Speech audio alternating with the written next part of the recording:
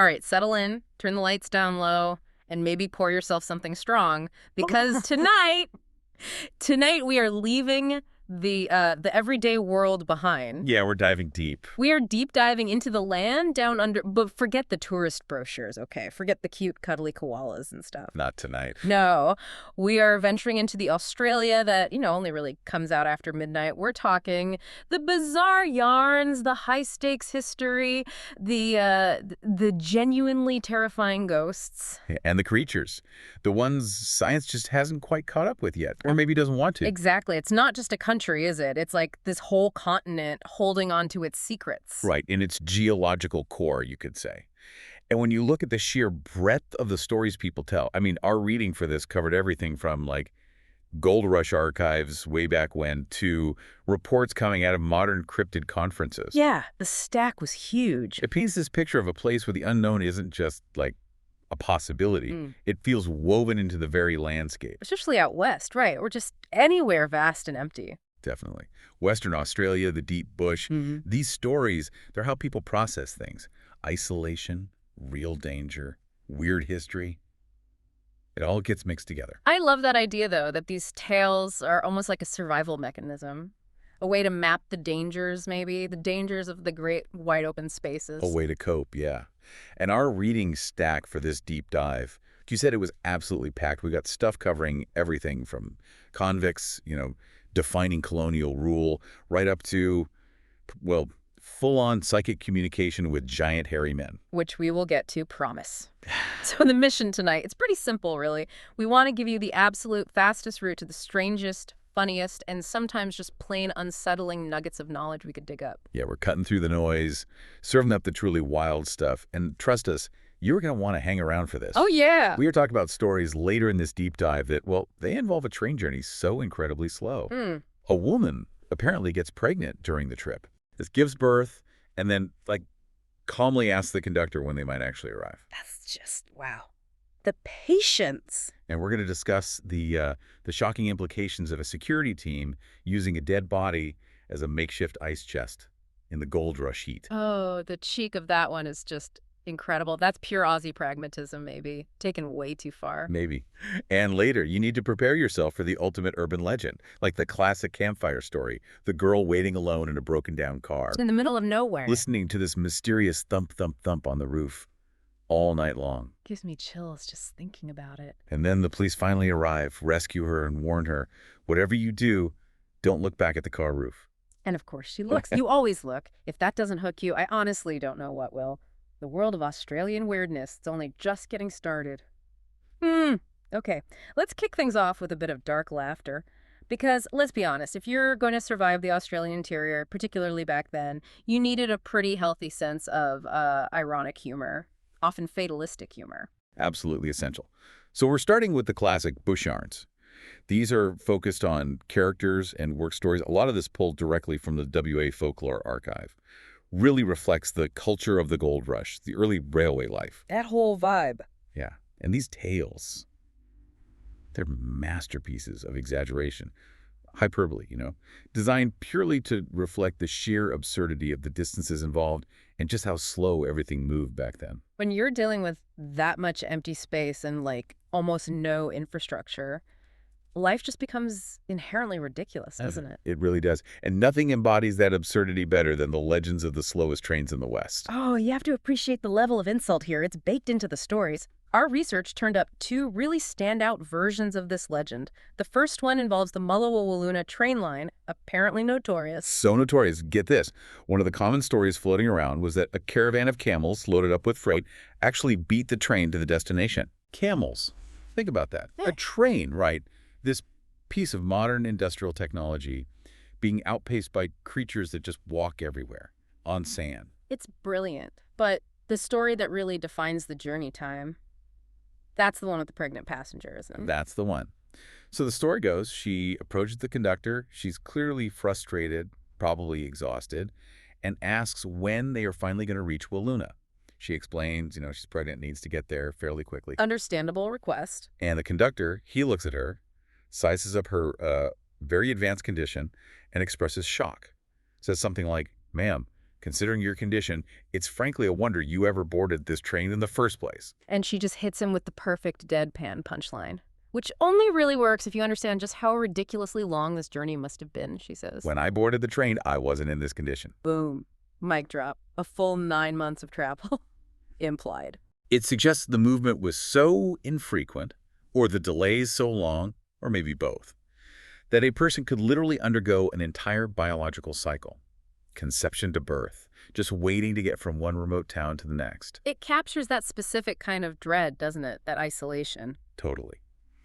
But the exaggeration, it ramps up even further with the second train yarn we found. This one's the Spinifex Express, running between Port Hedland and Marble Bar. Right, and this story isn't about biological cycles. No, this one's agriculture. Well, even better. So the passenger, bored out of his mind, is looking out the window. He sees the engine driver just casually throwing handfuls of seeds out onto the side of the track, scattering what look like tomato seeds everywhere. Just tossing them out as they crawl along. The passenger is baffled, understandably. After quite a while, because obviously time is not an issue on this train, he walks up to the engine driver, asks him, "Excuse me, sir, but why are you throwing tomato seeds out onto the line?" And the driver, he doesn't even break stride, doesn't miss a beat, just fixes the passenger with this utterly resigned look, The look of a man who has accepted his fate to live life in permanent slow motion. And he just drawls. The guard's picking tomatoes. Brilliant. I mean, the timing is just perfect. You literally have time for the crop to sprout, grow, ripen, and be harvested mid-trip before the engine gets going again. That's not just a slow train. That's basically a mobile farm. Yeah. A fully self-sustaining ecosystem on rails. The dark humor. It definitely keeps going with the Mikasara ice block story. This one centers on a gold escort. Right. Gold.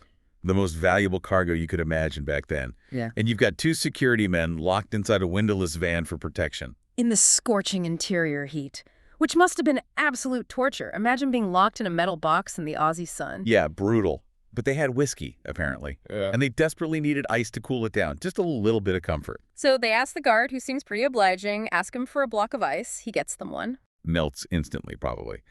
They ask again. He brings them another chunk. This happens a few times over the course of the day. Yeah. They're enjoying their slightly less warm booze. Trying to make the best of it. But eventually, they ask for one final chunk of ice to cool their last drink. And this time, the guard refuses. He apologizes, but he explains the sort of terrible logistics of their particular journey, he says. Sorry, boys. I don't think I'd better get you any more. And the punchline. The body's beginning to show. Oh, that is just savagely good. Isn't it? The sheer implication. They've been chipping away at a human corpse, probably a dead miner, maybe a convict being transported, using it as a makeshift ice cooler for their whiskey. Just hacking bits off it as needed. In that unforgiving heat, it's brutally pragmatic, isn't it? Really showcases the grim reality of the gold rush environment, where, human dignity takes a definite backseat to basic comfort or just cooling your drink. And the value of the gold, of course, that Yeah. kind of shock value, that sort of moral inversion. It's absolutely fundamental to the bush yarn genre. It's witty, yeah, but it is savage. Speaking of savage, let's move from work stories to some of the notorious individuals of the West. We found 2 characters who just perfectly define that sort of antisocial, anti-establishment vibe of the era. Yeah, the larger-than-life figures. First up, the wonderfully uncouth Tom Doyle. He was a publican, apparently quite successful, and also the mayor of Canona. And his humor, it seems, was entirely accidental, just based on him literally misinterpreting unfamiliar, fancy language. Tom Doyle sounds like a classic fish out of water. A wealthy gold rush character, loads of money probably, but absolutely zero social polish. The story of his honeymoon is fantastic. Okay, tell us. So he marries a wealthy bride, takes her off to a grand hotel in Melbourne, big city sophistication. The hotel manager is trying to be all polite and formal, asks Tom if he would like the bridal chamber. Standard hotel talk. Right. But Tom hears the word chamber and thinks it refers to a chamber pot, for urination. Oh, no! Oh, yes. So he replies, completely seriously, that his wife might need it, but he will be perfectly happy to just relieve himself out the window. You can just picture the manager's face. Utterly bewildered, probably terrified for the state of his hotel windows. But the second anecdote we found is even better, because this involves him attending a really formal function for a visiting dignitary, no less. High society. This is a man whose diet was probably like meat pies and rum. Exactly. And he encounters olives for the very first time in his life. Never seen them before. Has no idea what they are. So he mistakes them for gooseberries. Okay, fair enough, maybe. Bit of a stretch, but okay. He picks one up, notices it's a bit moist, probably from the brine or oil they were packed in. And just as the visiting dignitary stands up to deliver his very important speech, Perfect timing. Tom leaps to his feet and bellows at the top of his lungs for the entire room to hear that someone has pissed on the gooseberries. Oh my God. He just destroyed the entire formal affair. Completely, utterly derailed it. It's the ultimate collision, isn't it? High culture meets raw, unfiltered bush ignorance. And the folklore just loves Tom Doyle for it. He's like the personification of disruption caused by simply not having a clue. He sounds like an absolute menace. A hilarious menace, but still.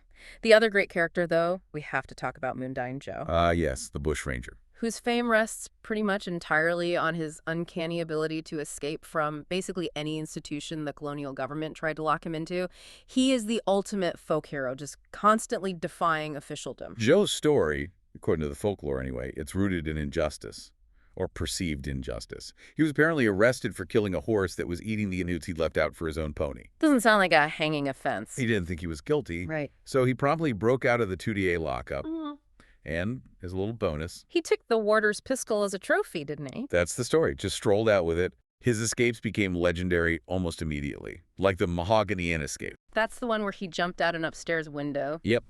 Leapt out, landed right onto a police horse, conveniently waiting below, and just rode off on it. You couldn't write a better action sequence. Pure Hollywood. It's incredible.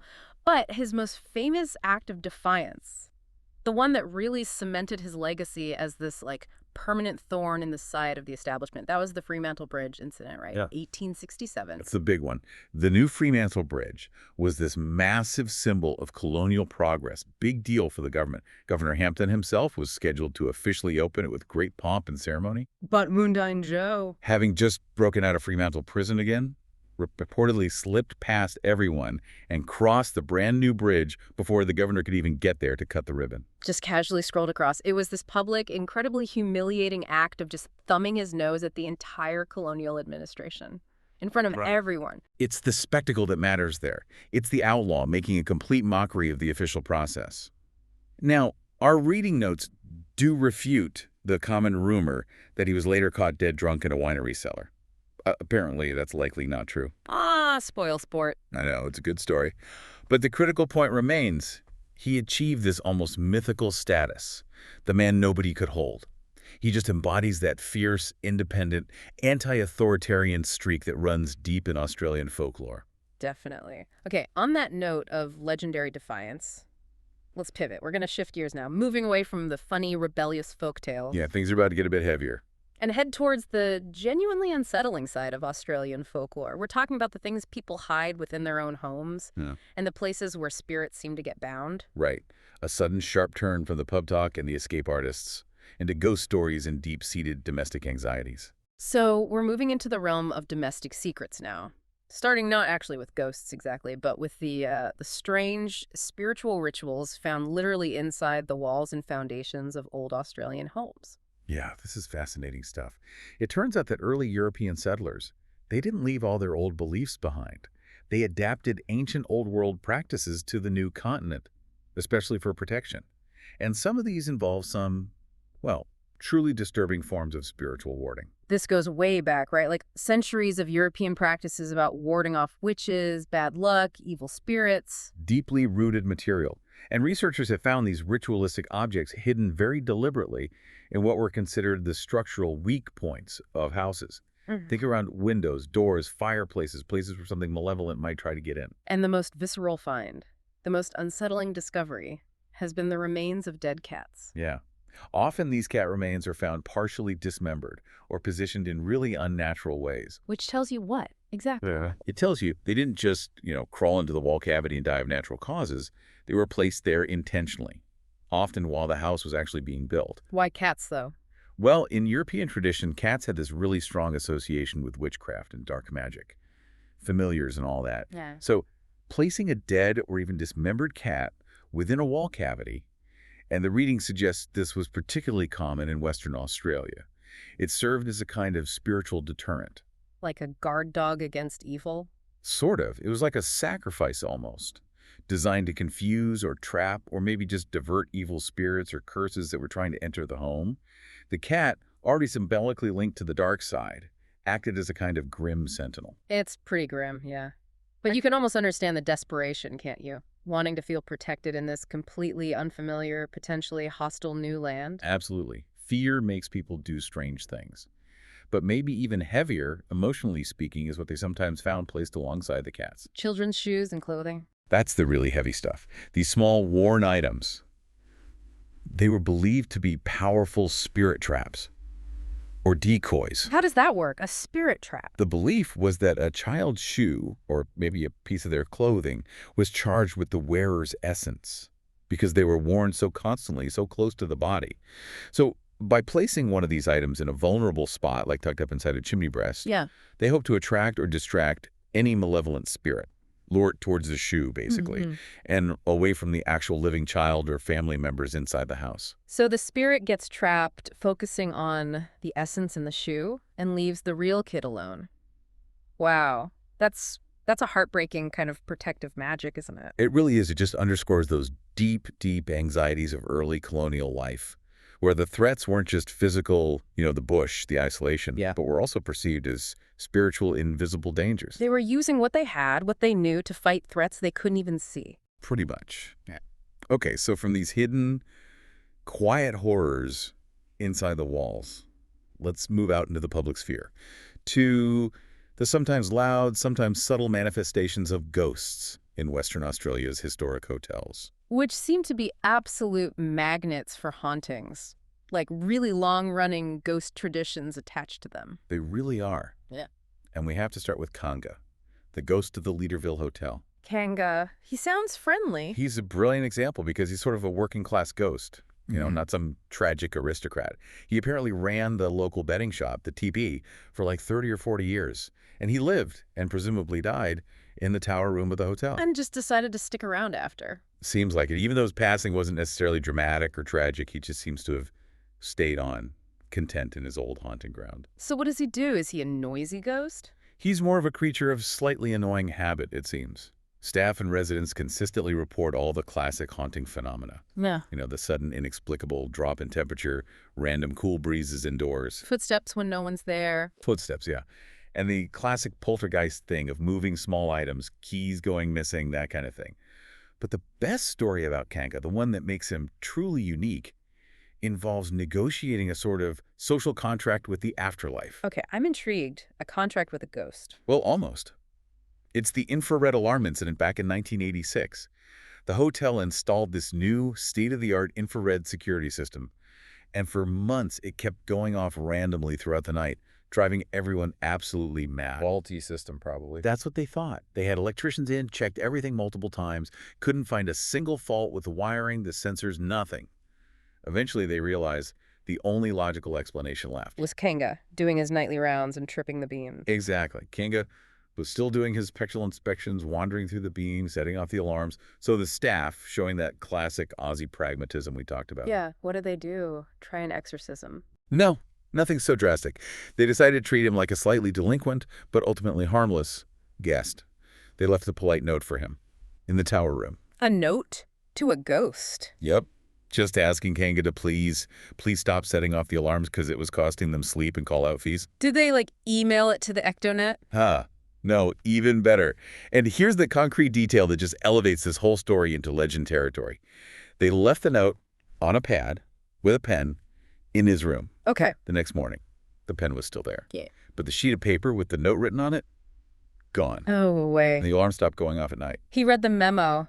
Kanga read the memo and corrected his ghostly behavior. Apparently so. Yeah. He literally got the message and complied. Yeah. It has to be the most polite haunting in recorded history. That's brilliant. He's a respectful specter. Now, contrast Kanga's relatively benign presence with the much darker, much sadder story attached to the Kalamunda Hotel. Yeah. The Kalamunda haunting is rooted deep in tragedy. There are multiple versions, as often happens with folklore, but the core legend involves the original owner, a guy named Paddy Connolly. What did Paddy do? Well, the story goes he allegedly seduced a teenage girl. In some versions, she's specifically described as a local Aboriginal girl, which adds another layer of historical trauma. She became pregnant. And back then, that was catastrophic for a young unmarried woman. Absolutely devastating. In despair, the story says, she committed suicide, either by jumping from the hotel balcony or perhaps hanging herself in what is now room 24. Oh, that's awful. And this tragedy, it manifests pretty powerfully. Seems so. The manifestations reported focus heavily on room 24. People report seeing glowing lights inside when the room is definitely empty and locked. There's a corridor nearby that's said to be perpetually, unnaturally chilly. And apparitions. Yes. Witnesses report seeing a figure of a woman, sometimes with long blonde hair, walking straight through solid walls, or sometimes just appearing as a sad, gray, indistinct figure. Just lingering sadness. Exactly. And just to make things a bit more complicated, there's also an alternative version of the haunting. Some say there are actually two ghosts. Paddy Connolly himself and his daughter, trapped up in the attic space, forever walking on air between the original ceiling structures. Whether it's one ghost or two, it's clearly a place marked by some profound, lingering unhappiness, a heavy atmosphere. Definitely. Okay, just quickly, before we dive into some truly terrifying contemporary legends, if you are enjoying this deep dive into the weird and wonderful world of Australian high strangeness, and if you love hearing about these bizarre historical tales and spooky goings-on, Please do hit that like button and be subscribed to our YouTube channel. yeah, we are a small channel, just starting out, really, and we'd absolutely love to have you on board for more deep dives like this. Your support genuinely helps us keep digging up these weird stories. It really does. Yeah. Helps us find more tales about spectral rabbis and mayors who don't understand olives. Now let's quickly wrap up the historical ghosts before we shift the tone completely again. Right. Rottnest Lodge. That's Perth's bid Holiday Island destination, right? Famous for quokkas. But apparently it also has ghosts. A pair of specters, according to our reading, including one known simply as Ethel. But the most frequently reported haunting follows that classic tragic trope, the spurned lover. Another sad story. Yeah, very much so. A young housemaid. Apparently from about half a century ago, she became pregnant by her boyfriend, went over to the mainland to tell him the news. And he denied it, dumped her. Exactly. Denied responsibility, abandoned her, and in just sheer despair, she returned to the lodge, to Rottnest, and took her own life. God, the pattern is just heartbreaking. It is, and the reported phenomena reflect that sadness. Mhm. People report hearing the sound of a baby crying, even though there's no baby there, perhaps the child she never got to have. And others just sense this deeply unhappy, sometimes frightening presence, particularly in the area where her body was discovered. Lingering trauma again. Okay, quick trip north now to Broome, the pearling capital. It gives us two specifically nautical hauntings. Makes sense for a pearling town. The first is the Pearler's Ghost.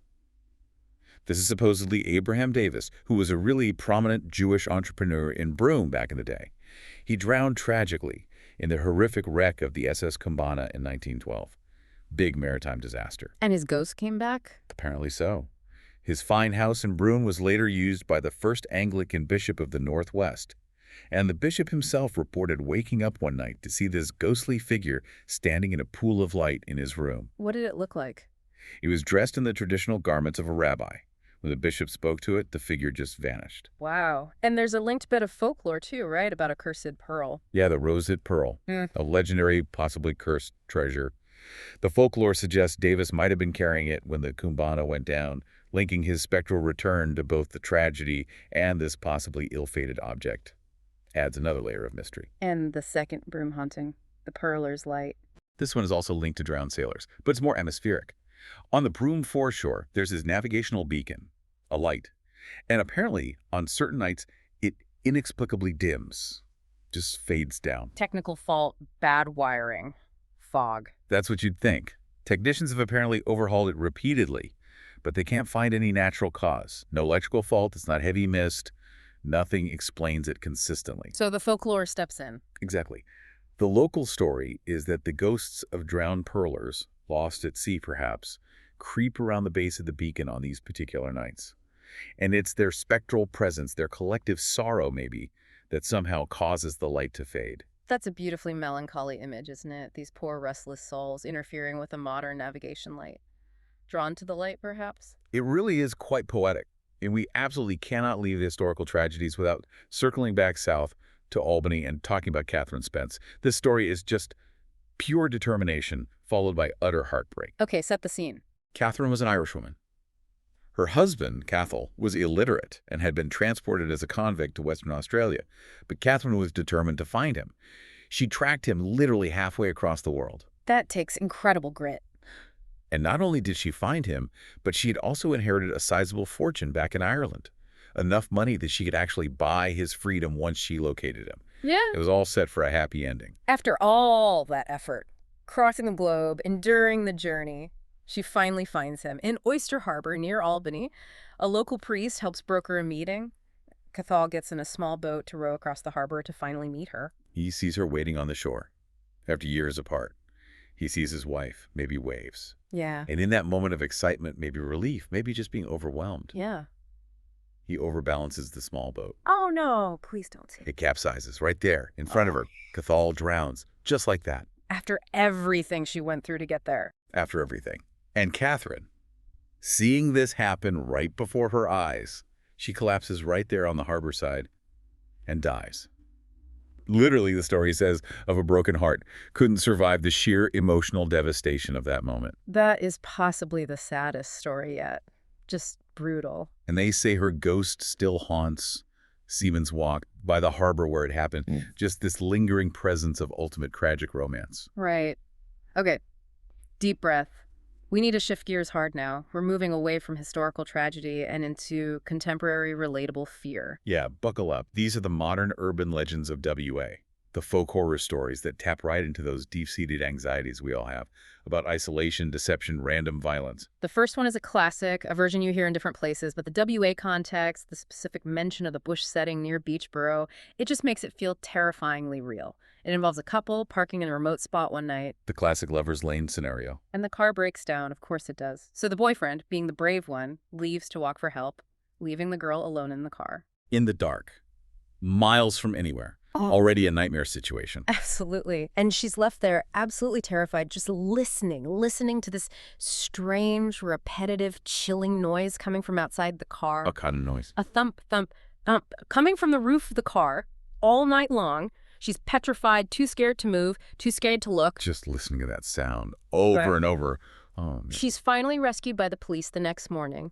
They approach the car really cautiously. They tell her very clearly, okay, when we count to 3, get out of the car, run towards us, and whatever you do, do not look back at the car. The ultimate instruction. Don't look back. And naturally, because this is how urban legends work, she looks back. Of course she does. You have to know. And there, sitting on the roof of the car, is the maniac, repeatedly banging her boyfriend's severed head onto the roof. Thump, thump, thump. That was the sound. That was the sound she'd been listening to all night. The violence is just immediate, shocking. It concludes an entire night of pure psychological torture. That's just distilled dread right there. It plays on that primal fear, doesn't it? The seemingly innocuous, unexplained noise you hear in the dark is actually the sound of something utterly horrific happening just inches away. It's the ultimate cautionary tale about curiosity. Don't look back when they tell you not to. Seriously. Another one that taps into that fear of deception, things not being what they seem, is the old lady with hairy arms. Okay, this sounds weird already. It is. So a woman is in a car park, somewhere like Morley. She comes back to her car and finds an elderly lady sitting in the passenger seat. Her car was unlocked. The old lady claims she felt suddenly ill and just sat down in the nearest car to rest for a moment. Seems plausible, maybe a bit odd. Okay, showing compassion, perhaps. Exactly. The car owner feels sorry for her, offers to drive her home, doing the kind thing. But then she notices a detail, a profoundly disturbing detail. What? The elderly lady has distinctly hairy arms, like really hairy, manly hairy. Uh-oh. And worse. As she glances over, she sees the glint of metal in the old lady's handbag. It's an axe, concealed. Oh, hell no. So the lady was actually a man in disguise, luring her in. That's the story. A man disguised as a frail old woman, waiting to trap his victim with a hidden weapon. It's just chilling. A reminder that kindness can be exploited, and appearances can be fatally deceiving. Check the arms, people. Good advice. And finally, for this section, a dash of just absurdist, relatable panic. The cat in the package. This sounds less threatening, more awkward. It's a story born of social discomfort and just plain bad luck, really. So a woman's beloved pet cat dies. She's upset, obviously, but she needs to dispose of the body discreetly. She decides to do it while she's out running errands. Okay, where is this going? She tucks the deceased feline into her large handbag, planning to bury it later, maybe? Right, a dead cat in a handbag. Got it. So she's navigating the busy Hay Street Mall in Turth, and suddenly a really fat lady, that's the specific description used in the folklore, snatches her handbag and runs off. Steals the handbag with the dead cat inside. Yep. The owner gives chase, tries to yell, but loses her in the crowd. She's lost her bag and her poor departed cat. Later, though, maybe half an hour later, she comes across a large crowd gathered outside London Court, one of those fancy arcades. What's happened? There's a woman collapsed on the ground, surrounded by concerned onlookers. And it's the same really fat lady who stole her handbag, Did she have a heart attack? apparently from shock. The conclusion shared by everyone gathered there, putting two and two together. The thief had opened the stolen handbag, expecting valuables. And found a dead cat instead. Found a dead cat, and was so horrified, so utterly shocked by the unexpected contents, she just passed out cold right there in the middle of the street. Bizarre. A very strange, unexpected form of vigilante justice delivered by a deceased pet. You couldn't make it up. Only in folklore. Right. Okay. Let's leave the world of ghosts, creepy rituals, urban legends, and handbag-dwelling cats behind us now. We are shifting gears entirely again. Where are we headed now? We're moving into Australia's deep, weird zoology. It's time for the creature features, the animals that defy extinction, or maybe defy biological categorization altogether. Okay, Australian cryptozoology. It's an incredibly busy field, isn't it? Because you've got this constant collision between official scientific history and deeply held popular belief. Totally. You have creatures that are officially declared extinct, which huge numbers of people just refuse to accept. And alongside them, you have animals reported that they don't fit into any known biological classification at all. It's fertile ground for mystery. And we absolutely have to start with the big one, the icon, the thylacine, the Tasmanian tiger. Got to start there. Officially extinct on the mainland for something like 12,000 years, according to mainstream science. On globally extinct since Benjamin, the last known one, died in Hobart Zoo in 1936. That's the official story. But the sheer volume of sightings that have continued ever since, it's undeniable, isn't it? The Australian Rare Fauna Research Association, ARFRA, they've collected over 4,300 reported mainland sightings just since 1984. 4,300. That is not just a handful of confused people seeing foxes. That's an enormous data set. Yeah. And it suggests, well, it strongly suggests survival, doesn't it? It really does. It's a massive body of anecdotal evidence spread across every single continental state and territory. Biologists, for decades, they mostly dismissed it all. Said it was misidentified dogs or feral cats or foxes with mange. The usual explanations. Yeah. But the consistency in the descriptions people give across different places, across different times, it makes it really hard to just sweep it all under the rug as misidentification. There's something going on. And the legend of the mainland thylacine that goes back a long, long way. We should remember the famous Tantanoola tiger legend. That was way back in 1884 in South Australia. Right, described as being striped, big predator, apparently seen carrying an entire sheep in its mouth. Classic monster stuff. And that local legend grew so strong that when a striped dog-like animal was eventually shot in the area in 1895, it was instantly declared the Tantanoola tiger. No question. And the stuffed remains are still there in the Tantanoola Hotel bar. Even though analysis later, like DNA tests, I think, confirmed it was much more likely a strange dog, or maybe a wolf, possibly even an Assyrian wolf, people reckon. Yeah, definitely not a thylacine. Mm-hmm. But the idea, the folklore around the possibility of a surviving striped predator, that persisted. The stuffed animal became proof, even though it wasn't. Then you get the more controversial attempts at actual proof, like photographic evidence. The Ozenkaduk tiger photo. Ah, yes, Rilla Martin's photo from 1964, taken in Western Victoria, shows a blurry, striped, dog-like animal running away. It was hugely analyzed at the time. Skeptics pretty quickly declared it a likely hoax or just a dog. And Rilla Martin herself. She basically disappeared into anonymity, refused any further debate, didn't want the scrutiny, which, you can interpret either way. Either she knew it was fake or she was just overwhelmed by the controversy. Leaves it hanging. But what's really critical now, for anyone seriously looking at this, is what the modern analysis of these thousands of recent sightings tells us about the behavior of the animal, assuming it is real. Yeah, what are the patterns? Our reading highlighted something really interesting, contrary to what you might expect. A relic predator, probably nocturnal, super shy. Yeah, hiding in the shadows. Sightings in rural Victoria and South Australia, where a lot of reports come from, are actually seen by day more often than at night. The ratio is something like 70 to 30. 70% daytime sightings. That's counterintuitive. What do you reckon that might be? If it's struggling for survival, wouldn't it be even more secretive, only moving under cover of darkness? That's the logical assumption, absolutely. Hmm. But maybe the sheer difficulty in finding enough food forces it to hunt whenever it can, day or night. Or perhaps the lack of really large nocturnal predators in some of these areas makes daytime foraging less risky for it than we assume. Or maybe the dense bush where it's seen just offers enough cover, even during the day. That too. It definitely challenges our previous understanding of the species. Based on the limited knowledge we had before it supposedly went extinct, it suggests maybe a desperate survival scenario, or just different adaptations than we thought. And the way it moves, the physical description of its gait is key too, isn't it? Hugely important. Witnesses often describe the gait, when it's running fast, as being fluid and almost cat-like. Mhm. But when it's moving slowly, or if it's startled, they report this really specific, awkward, shambling canter, Like a what? like a rocking horse that has suddenly come alive. That's the quote. A rocking horse. That's such a weirdly specific description. Exactly. And that rocking horse movement is highly specific and unique to the known anatomy of the thylacine. The relative stiffness of its hindquarters compared to placental mammals.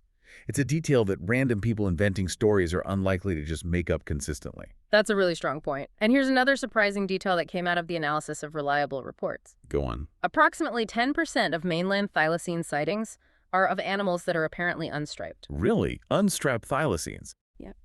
Which opens up a whole new can of worms. Does it suggest just natural variation within the species? Maybe young ones lose stripes, or some populations never had them. Or could it even hint at a closely related but different non-striped species of carnivorous marsupial that has also survived on the continent? Wow. That complicates things even further. Yeah. And we can't forget Western Australia's own specific version of this whole saga, the Nannup tiger. Right. WA has its own general thylacine sightings going way back to early European settlement. But the Nannup area, down in the southwest forests, that became a real hotspot. Sightings apparently spiked there in the late 1960s and early 70s. It's about people believing that a specific carnivorous marsupial survivor, Thylacina cynocephalus, persists right there in their particular patch of forest. It's like local pride mixed with zoological hope. Everyone wants their local monster. Fair enough. Okay, moving on from marsupial mysteries, we have to tackle another highly active, highly debated cryptid category in Australia, big cats. Specifically, black panthers. Yeah, it seems Australia is absolutely crawling with reports of large non-native cats, alien big cats, or ABCs as they're sometimes called. And certain areas are real hotspots, right? Like Pine Mountain near Ipswich, the Blue Mountains west of Sydney, even Sydney's western suburbs. Constant reports of large panthers or pumas, Yeah. often black ones. The prevailing theory is usually that these originated from escaped or deliberately released animals, maybe from private collections, circuses, or even U.S. military mascots during World War II, supposedly. And they've somehow established breeding populations in the dense Australian bush. It sounds plausible. The bush is vast enough. You even noted that one researcher mentioned in our reading. He was highly skeptical for years. Yeah, dismissed it all. Until he had his own close personal sighting of a large, gray, puma-like cat in central Victoria back in 1981, and that completely changed his entire perspective. Seeing is believing, apparently. Yeah, Especially when it's a bloody big cat staring back at you. definitely. But we also have to address the more mundane, yet maybe still quite compelling explanation for at least some of these sightings. Ah, you mean the supersized feral cat theory. Exactly. It sounds a bit ridiculous at first. Giant feral cats. But there's actually some physical evidence to back it up, potentially. Our research detailed a case where one investigator found a feral cat skull that was a startling 30 centimeters long. 30 centimeters. That's like the size of a dinner plate. For a feral cat skull, that is genuinely disturbing. It is. And the theory goes that in the dense, resource-rich Australian bush, with fewer large predators than maybe other continents, natural selection could allow these already pretty large feral cats to just keep getting bigger, to grow, potentially, to the size of a Labrador. Okay, imagine seeing a jet black feral cat the size of a medium dog darting through the undergrowth at dusk. You would absolutely report that as seeing a black panther, no question. It's a plausible, if still pretty unsettling, explanation for at least some of the smaller panther reports. Doesn't explain the really huge ones, maybe, but some of them. Possibly. Right. Now we come to perhaps the most famous, most mythologically resonant Australian cryptid, the bunyip. Ah, the bunyip. The historical confusion around this creature is just massive because the descriptions change wildly depending on where you are, who's telling the story, and what era we're talking about. It's not one single creature in the folklore, is it? Not at all. And this historical confusion, it bridges folklore, straight-up misidentification, and potentially even paleontology. Let's start with the misidentification. Many of the early European sightings, particularly along inland river systems and also down in Tasmania, they described a creature that was glossy black, had a head like a dog or maybe a seal, and moved using flippers. Okay, glossy black, dog-like head, flippers, seen in rivers and lakes. What does that sound like? It sounds an awful lot like an out-of-place seal, doesn't it? Very much exactly. And our reading strongly suggests that this out-of-place seal explanation likely accounts for the vast majority of those 19th century bunyip reports from European settlers, before major dams were built across the river systems. Seals could swim much further inland. Exactly. Seals were apparently able to migrate significant distances upriver, ending up in inland lakes and billabongs where they definitely didn't belong. So a large, lost seal, like the one reported seen on Great Lake in Tasmania way back in 1863, described as being the size of a fully developed sheepdog, with small flappers, that fits the general description of the common bunyip perfectly. So for decades, many Australians were basically just terrified of lost, confused seals. Amazing. Seems likely for many reports. But this brings us to the other bunyip, the true bunyip, perhaps. The one described more consistently in Aboriginal traditions and by some early cryptozoologists who were looking beyond the seal reports. This one is different. Very different. This is the creature that's often described as having a long neck, sometimes a shaggy mane, tusks, or large teeth, and crucially, it's generally described as being herbivorous, a plant eater, not a seal-like predator. Okay, long neck, tusks, herbivore, hiding in wetlands. This is where the megafauna link gets really juicy, right? This is where it connects directly to Australia's prehistoric past. Because the prime candidate identified by scientists like Dr. Carl Schuker and others for this true bunyip is a relic survival of Australian megafauna, specifically the Polorcestes azale. Okay, let's unpack this beast. Polorcestes azale, what was it? It was a diprotodontid, which means it had those two large characteristic front teeth like other giant marsupials such as Diprotodon. But Polorcestes was, well, it was enormous, described as being about the size of a bull or maybe a large horse. A horse-sized marsupial, already impressive. But it gets weirder. It was an herbivore, yes, but its anatomy was truly bizarre. The descriptions reconstructed from fossils detail these enormous forelimbs, equipped with huge koala-like claws. Koala claws, but on a horse-sized animal. Okay. And it apparently had a long ribbon-like tongue, and most surprisingly of all, evidence suggests it possessed a large, muscular elephantine trunk, like a tapir or an elephant. Wait, hang on. A horse-sized marsupial with giant claws and a trunk.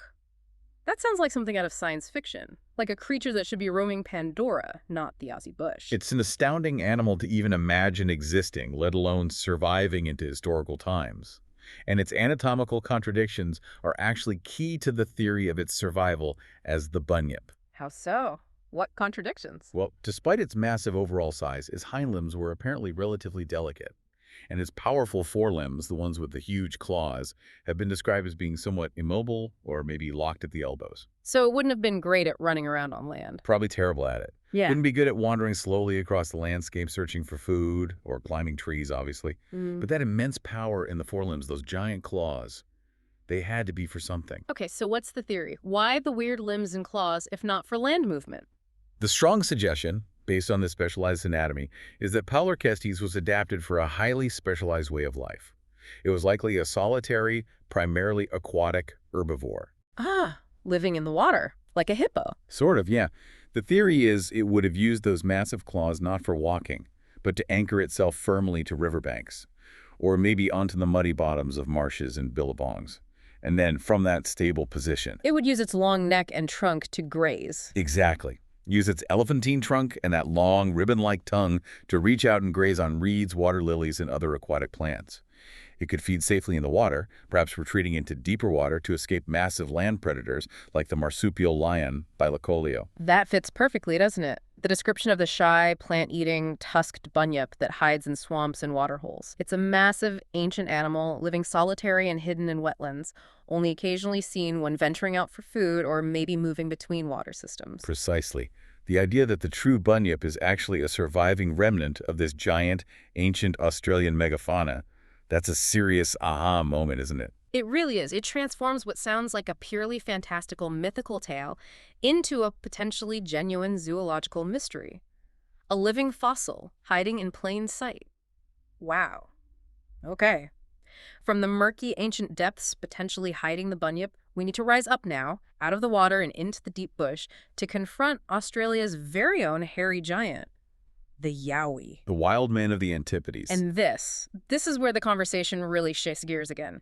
Because with the yowie, we have to seriously ask, are we dealing with just a relic hominid, flesh and blood, or is it something far, far stranger? Yeah, Yowie really sits at that crossroads between cryptozoology and the properly paranormal. Hmm. The reports are nationwide, but let's start with the physical descriptions, the flesh and blood approach first. What do people typically report seeing? Eyewitness reports are actually strikingly consistent across the country. Tall, often described as 6 to 8 feet high, sometimes even taller. Very broad, square-set build like a door or a fridge, and covered in thick hair, usually dark brown or black, sometimes reddish. And features? They frequently report disproportionately long arms, reaching down towards the knees, and often a noticeable lack of a discernible neck. The head seems to sit directly on the shoulders. Gorilla-like, almost. What about physical evidence? Footprints are the classic, but anything else? Footprints are numerous, often showing that distinctive mid-tarsal break associated with Bigfoot prints elsewhere. But there's also the famous tree bites found in bloodwood trees in some regions. These deep bites suggest really prominent canine teeth, which usually points away from the known Homo sapiens evolutionary line.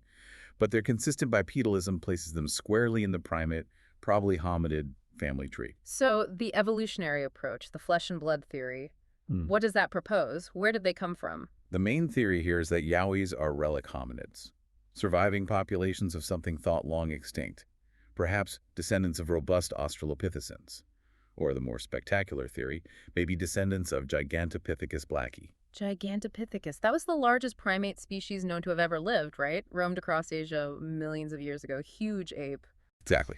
10 feet tall, maybe weighing over 1,000 pounds. A true giant. If they somehow survived and made it to Australia, that would explain the large, hairy, ape-like descriptions. That's the massive problem, isn't it? Getting Gigantopithecus or any other large Asian hominid to Australia, there's that huge geological hurdle, the Wallace Line. Ah, yes, the Wallace Line. The bane of the simple migration theory. For anyone listening who isn't familiar, can you just quickly explain what the Wallace Line is and why it's such a critical issue for the Yowie as Gigantopithecus theory? Sure. The Wallace Line is this deep, ancient marine trench in the ocean that runs between the Indonesian islands of Bali and Lombok and between Borneo and Sulawesi. It marks a major biogeographical boundary. Unique. Meaning during the last ice age, when sea levels dropped drastically, the area west of the line, the Sunda Shelf, became this massive connected land bridge, linking mainland Southeast Asia with islands like Java, Sumatra, and Borneo. Animals like tigers, elephants, rhinos, and yes, probably Gigantopithecus, just walk freely across this huge landmass. Okay, so Asia was connected. But what about Australia? The land east of the Wallace Line, the Sahul Shelf, which includes Australia and New Guinea, remained isolated by this deep-water trench. It never dried up. Never. So no matter how low the sea level dropped, there was always this significant deep water barrier between the Asian landmass, Sunda, and the Australian landmass, Sahul. Precisely.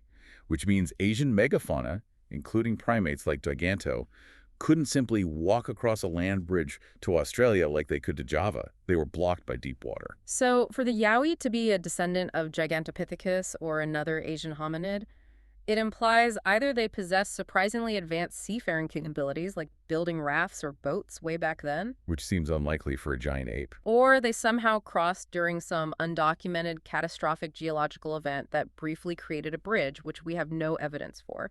It's a huge, really contentious hurdle for the simple flesh and blood relic hominid from Asia theory. It really is the biggest sticking point. But the possibility of some kind of unknown hominid migrating isn't totally out there, especially when you look at similar wild man research happening in Southeast Asia itself. Right, our reading detailed the work on the Homo pongoids, supposedly relic Neanderthals, reported in places like Vietnam and Laos. Yeah, these are often described by locals as being powerfully built, maybe 6 feet tall, covered in reddish hair, with very long arms descending almost to the knees, clearly depicted as a creature far removed from known great apes like orangutans. And the crucial link here, bizarrely, connects back to the U.S. to the story of the Minnesota Iceman. Ah, the Iceman, a classic cryptozoological mystery in itself. Even though the Iceman body was being exhibited in America, its legend, or rather the scientific investigation of it, was leveraged internationally, wasn't it? It was. For those unfamiliar, this was supposedly the body of a recently killed unknown hairy hominid, roughly 6 feet tall, frozen in a block of ice. It toured American country fairs in the late 1960s. Cryptozoologists Ivan Sanderson and Bernard Heuvelmans examined it closely. And they concluded it was real. They did. They believed it was a genuine unknown primate, possibly Neanderthal-related. And Heuvelmans, specifically, produced detailed drawings based on his observations before the body mysteriously disappeared. And that body, or at least Heuvelmans' drawing of it, provided the physical template for researchers investigating these wildmen reports back in Southeast Asia. Exactly. When researchers like Heuvelmans later went to Laos and Vietnam and showed locals pictures of various known apes, monkeys, and also his drawing of the Homo pongoids derived from the Iceman, the locals consistently pointed to the Homo pongoids drawing. They confirmed that was the creature they knew and feared, which they called the Briah. So the argument is, maybe this kind of relic hominid, the Homo pongoids type, did somehow manage the journey, maybe island hopping over millennia, eventually reaching Australia and becoming the basis for the Yowie legend. It sidesteps the giganto problem slightly. It's another possibility within the flesh and blood framework, but here's where we have to pivot again. Transition into the genuinely confusing, deeply weird stuff. The high strangeness phenomena associated with Yowies. Because if they were just shy relic hominids, why are they so often accompanied by other completely unrelated paranormal events? This is the core question for high strangeness researchers. And the key unifying idea here is the hotspot phenomena. Meaning specific locations get all the weirdness. Pretty much. Areas that are known for consistent, repeated Yowie sightings, places like the Blue Mountains west of Sydney, the Snowy Mountains, parts of Queensland, the general ACT area. These places are also often reporting Black Panthers, mystery lights, UFOs, sometimes even bunyip-type creatures in nearby water bodies. All in the same geographical area. Often, yeah. The sheer proximity, the overlap of these incredibly varied phenomena suggests to some researchers that maybe it's not multiple separate mysteries. Maybe it's a single unified mystery manifesting in different ways. Or at least these are geographic locations where the barrier between our normal reality and something else is exceptionally thin. Portals, maybe? Window areas. And this leads us to one of the most unsettling commonalities in Yowie reports worldwide, not just Australia, the experience of the nameless dread. Yeah, this isn't just being scared because you saw a big hairy thing. This is described as something different, an overwhelming, often paralyzing, icy psychological terror, experienced by witnesses and often much more strongly by their animals, especially dogs and horses, without them necessarily even seeing the creature itself. Feel it. They feel this crushing wave of unnatural fear wash over them. We have reports of well-trained hunting dogs suddenly yelping, tucking their tails, and bolting back to the car, refusing to go further. And that 1912 report from the Kirkbilly Range, a mountain area in New South Wales, known for Yowie reports, where a surveyor's assistant apparently just fainted dead away and remained unconscious for hours after an encounter, purely from the terror. The fear is so intense, some researchers conclude the Yowie doesn't even need to be visually present to induce it. The sensation is described as an icy grip on the spine, causing immediate flight response even in normally placid horses. It points towards something beyond just visual stimulus, doesn't it? Like a telepathic projection of fear or some kind of psychic weapon. That's exactly what high strangeness theorists propose, a source of terror that completely bypasses the normal senses, hitting you directly on a psychic level. And then there are the other physical characteristics reported that are just baffling if it's just an undiscovered ape. Like the smell. The smell is a big one. While many reports detail that classic overpowering, decomposing stench, like rotting meat or really bad body odor, which could fit a large, unhygienic animal. Yeah, the wet dog Bigfoot smell. Right. But about 10% of cases, according to some analyses, report something completely different, a distinct electrical smell, like burnt electrical wiring, some say, or profound, choking, sulfury stink. Which is often associated with UFO sightings or poltergeist activity, not usually animals. Exactly. It suggests an overlap with other paranormal phenomena. Mhm. And the eyes. Ah, yes, a glowing eyes. They don't just seem to reflect light, like a cat's eyes caught in a headlight beam. Witnesses consistently describe the eyes as actively glowing, as if they are lit from within, sometimes red, sometimes yellow or orange. Again, that's high-level 14 weirdness that crops up consistently in Bigfoot and Yowie reports globally, but doesn't fit a simple biological explanation. Okay, all of this weirdness, the hot spots, the dread, the smells, the eyes, it culminates beautifully, or perhaps terrifyingly, in our peak case study of high strangeness. Cecil McGann's detailed account of the visitor phenomenon at his family's property in Fernvale, near Tweed Heads in northern NSW, way back in 1927. This story is just incredible. It's like a rural Australian Twilight Zone episode. This one isolated property became an absolute magnet for a truly bizarre cavalcade of strange, seemingly interconnected phenomena, all happening over a relatively short period. It started fairly simply, right, with a UFO sighting. Relatively simply, yeah. Cecil and his family saw this erratic, highly maneuverable light in the sky, rose up from behind a nearby mountain, traveled at incredibly high speeds, stopped dead, reversed, zigzagged. Cecil described it as a kind of chaotic, dancing star that eventually just disappeared. Weird, but maybe explainable as a meteor or something, they might have thought initially. But the terrifying implication wasn't the light itself. It was the reaction of the farm animals the very next day, after that first sighting. This is where it gets really chilling. Their normally quiet milking herd, about 70 cows, came stampeding home hours early from the pasture, bellowing in terror, constantly looking back up into the hills with their eyes blazing. Cecil said they were running hell for leather and were shivering with fright when they got back to the yard. Pure panic. So much panic, they could barely get any milk from them that day. One cow was missing entirely. They found it later, wandering in the bush, apparently gone totally mad. It was so disturbed, the family sadly had to shoot it. Oh, man. And it got worse. Yeah. Over the next few days, they found 3 more cows dead in the fields. Their legs were badly cut up, apparently from just smashing blindly through barbed wire fences in their sheer panic. They called a vet out to look at them. And the vet's conclusion? This is the line that just defines the severity of whatever terrified them. The vet, a professional trying to make rational sense of the injuries, told the family that the cows seemed to have been, quote, scared to death. Not killed by a predator, not struck by lightning, literally psychologically paralyzed by terror until their bodies gave out. What could do that? Exactly. What induces that level of fear in a whole herd? The family wasn't imagining things either. The sightings of the strange light were shared by neighbors, so they knew they weren't going crazy. Yeah. But then we hit the pig mystery, which is just truly baffling, almost physically impossible by known standards. Okay, tell us about the pigs. It is properly weird. Cecil's family kept these big, fat pigs, maybe 200 pounds each, ready for market. They were kept in a sty secured by really high railings. Cecil described them as being 8 feet high in his account. Very secure pen. 8 feet high. Okay, hard to get into, hard to get out of. You'd think so. But one morning, they go out and find 2 of the fat pigs lying dead inside the sty. They had strange puncture wounds around the neck area. Oh. But, Cecil noted, a noticeable lack of blood, like they'd been drained almost. Okay, weird wounds, no blood. What about the third pig? Weren't there 3? The third pig, also a big 200-pounder, was completely missing. Vanished from the 8-foot-high pen. Gone. How? They searched all day, couldn't find it anywhere. Later that afternoon, their remaining cows, still incredibly restless and spooked, started gathering nervously around one particular spot on the property. About 150 yards away from the house, up a very steep, difficult incline. What was up there?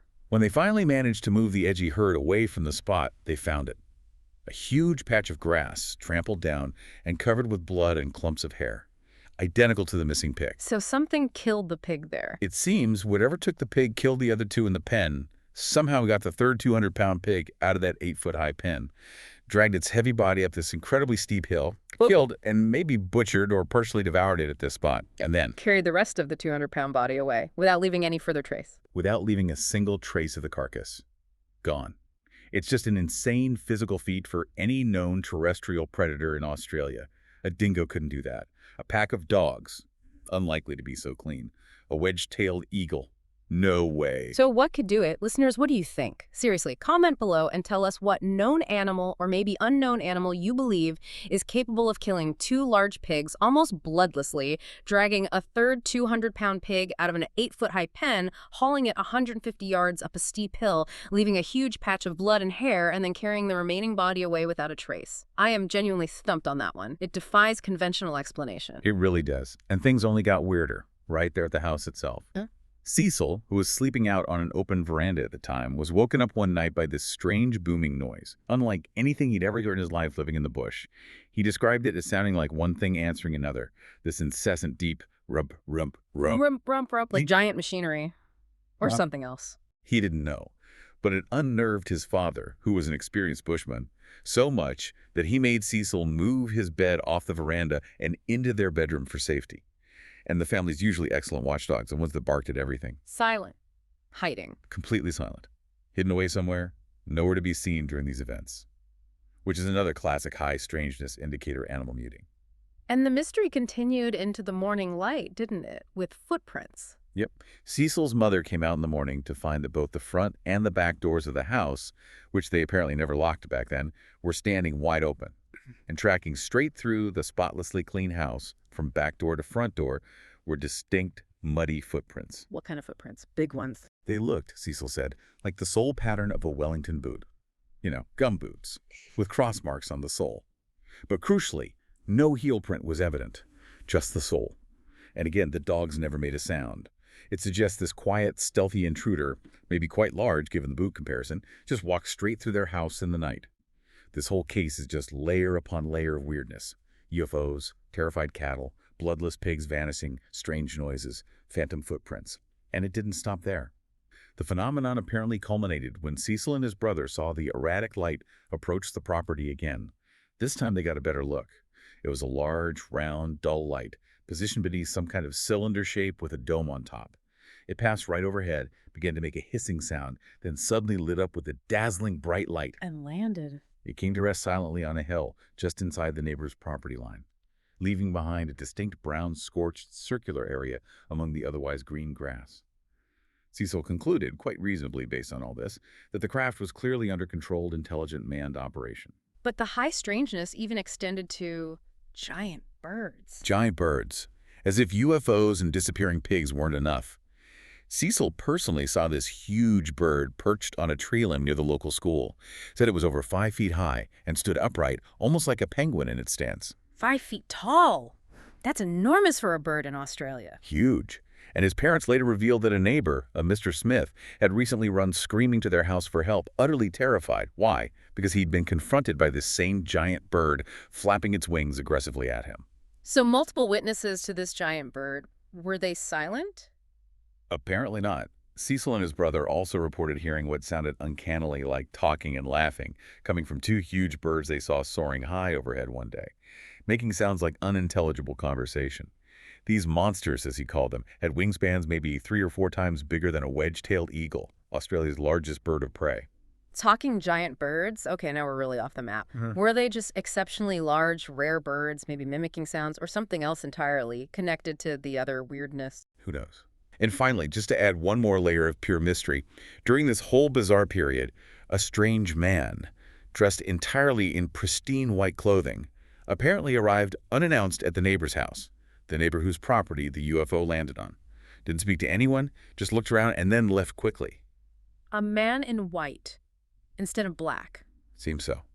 And Cecil's brother, Tom, later saw someone dressed in a similar white suit disappearing into the darkness from their own dark house after they heard a noise inside. The logistical mystery they puzzled over was how this man in white could have possibly visited both houses on a pitch-black, moonless night, crossing 2 large creeks and a big stream that could only be navigated by carefully picking your way across slippery planks and a fallen tree trunk in the dark. It seems less like a single person walking around and more like a manifestation maybe, or perhaps an entity that just doesn't obey the normal rules of physical travel in terrain. It really does. The Fernvale case is just the ultimate example of a multi-phenomenon window event. You've got UFOs, deeply terrified animals, mysterious cattle-pig deaths, impossible disappearances, strange noises, phantom footprints, giant birds, weird visitors, all hitting one rural family in one short burst. It screams high strangeness. And this brings us right back to the most extreme end of the Yowie spectrum. The idea of the Yowie going full psychic, interdimensional even. We have the Blue Labyrinth case from the Blue Mountains, Yes, Jerry and Sue O'Connor. who didn't just encounter Yowies repeatedly near their property, but apparently established communication with them, providing the ultimate, maybe controversial aha moment for high strangeness proponents. This is where it gets really wild. Sue O'Connor, who already had an interest in spiritual matters and meditation, apparently established a telepathic link with what purported to be their regular Yowie visitor identified as a female. And the claims made via this telepathic link. Bombshell claims. The creature allegedly told Sue that it was not just an animal, but an immortal being of light, that it came from somewhere called the Black Dimension. And, perhaps most intriguingly for Australian folklore, it identified itself as being of the Bunyip race. Hold on. A Yowie, claiming to be an immortal bunyip from another dimension that's only visible sometimes. That is the ultimate convergence of Australian mythology and high strangeness theory right there. It pretty much wraps it all up in one bizarre package. And it wasn't just Sue. Even Jerry, her husband, described as a pragmatic ex-serviceman who was initially completely floored and skeptical about all this. Even he apparently experienced this telepathy directly. Oh, He started leaving food out for the creature.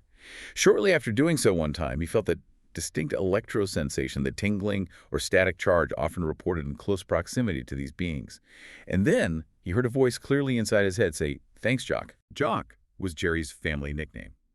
A name no stranger, and certainly no ape, would know. For Jerry, this deeply personal confirmation, using his private nickname telepathically, completely shattered his previous mundane reality. He became a believer. Wow. That's compelling on a personal level. So the high strangeness researchers, people like Tony Healy, who documented many of these cases, they argue what? That we have to take this paranormal aspect seriously. Their argument, essentially, is that if we deliberately ignore the 20% or so of the data in Yowie Bigfoot reports that points toward the paranormal, the glowing eyes, the psychic dread, the sulfur smells, the links to UFOs, the telepathy cases like the O'Connors, if we just dismiss all that as fantasy because it doesn't fit the undiscovered ape model, then we are being fundamentally academically dishonest. We're cherry-picking the data to fit a preferred narrative. So what's their alternative explanation? They argue that perhaps these creatures are not zoological failures, not animals that somehow keep evading scientific capture, but rather, maybe they are something else entirely. Shape-shifting phantoms, Healy calls them sometimes. Entities that literally phase in from another dimension, maybe that black dimension the Yowie mentioned. Phasing in and out of our reality. Yeah. Only appearing solid flesh and blood when conditions are right, or perhaps when they choose to interact directly with our physical reality. It would certainly explain the sheer impossibility of tracking them consistently, or ever capturing one, dead or alive. They're not always here to be caught. They're visitors. Hashtag outro. Wow. Okay, what a journey that was. Seriously. From the hilarious, almost slapstick absurdity of a woman finishing her 9-month pregnancy on a train that barely moves. And a mayor shouting about contaminated gooseberries at a formal dinner. Right. From that, we have descended, or maybe ascended, into truly deep, weird, and scientifically baffling territory tonight. The contrast is just amazing, isn't it? But the common thread, I think, is the sheer vastness and the deep, often hidden, history of Australia. It's a landscape that just seems to accommodate all these different kinds of stories, from the mundane to the utterly bizarre. We had the beautiful, heartbreaking tragedy of Catherine Spence finding her husband only to watch him drown. We had the pure, visceral horror of the severed head on the car roof legend. And the staggering zoological mystery of the bunyip. The idea that it might actually be a surviving, bull-sized megafauna like Puller-Kestes azale, that marsupial with a trunk and giant claws living in swamps, that's mind-blowing if true. It really is. And then topping it all off, these incredibly complex, multi-layered, high-strangeness events, like the Fernvale case, where the cows were literally stared to death and a 200-pound pig just vanished without explanation from a secure pen. Events that strongly suggest whatever is out there or occasionally visits here is far more complex and strange than just a simple, undiscovered hairy ape hiding in the woods. Yeah, that consistent overlap we kept seeing. Between the UFOs, the mystery big cats, the Yowie sightings, the weird psychic stuff, it really does point towards maybe a single unified mystery that just defies any simple zoological or even psychological explanation. Something other. Definitely food for thought. Ah. And hey, before we completely sign off and leave you to ponder interdimensional bunyips, if you've enjoyed this deep dive into the bizarre and unknown corners of Australian folklore and history, Please do us a massive favor, hit that like button, and definitely subscribe to our YouTube channel if you haven't already. yeah, like we said, we are a small channel, and we'd genuinely love to have you on board as we continue these explorations into the weird. Your support really does help us keep the lights on and the research going. It absolutely does. And now, as promised, for that final provocative thought, something to chew on as you drift off tonight. Lay it on us. Back in the Florida Everglades, which has its own Bigfoot equivalent, the skunk ape, a member of the local Miccosukee tribe, a guy named Bobby Tiger, offered this really chilling philosophy on the whole phenomenon, he said, talking about Bigfoot yowies. All these things are part real and part not. Okay, cryptic. He went on, we're going to see more and more of them in different places, then eventually the world will turn over on itself and they'll phase in while we phase out. Whoa. The world turning over on itself. Hmm. They phase in, we phase out. Yeah. That's heavy. Apocalypse via cryptid emergence. It's a heck of a thought, isn't it?